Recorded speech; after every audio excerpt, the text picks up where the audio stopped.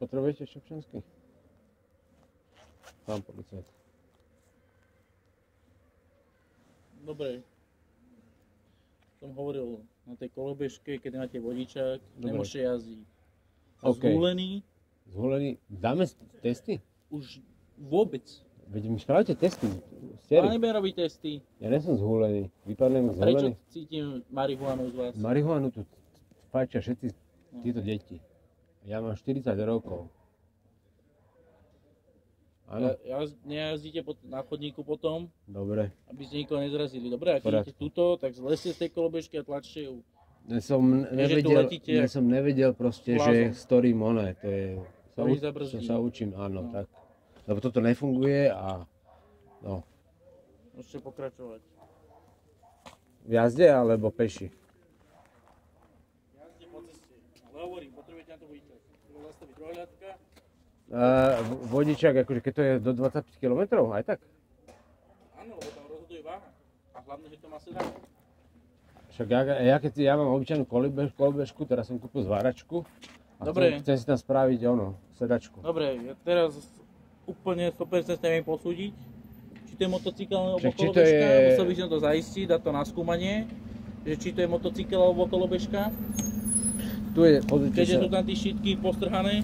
Smart bike, akože to má byť. A viac tu už ani riešiť nebudem.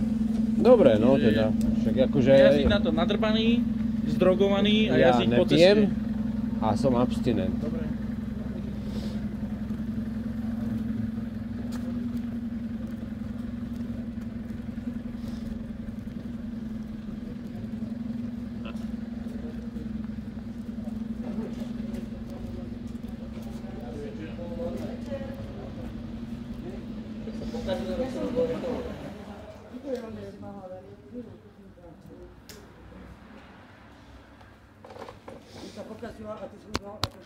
Áno, bola nová technológia. Čo tam išli ako ne? To pôjde na internet.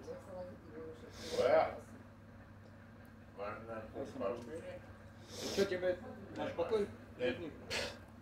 Postav to tu nevidia. Kľudne sa, lebo jeden vie čítať, druhý písať a tretí počítať. No ne, dvaja sú truhlíci. A jeden sa robí dôležitý. A jeden sa robí dôležitý a ešte akože si to chcel so mnou rozdať. A hovorím, reku, toč to, lebo keď sú v policajnej uniforme, tak ja ho neudriem predsa. Ale sami si to môžeme vybaviť kedykoľvek. Není problém.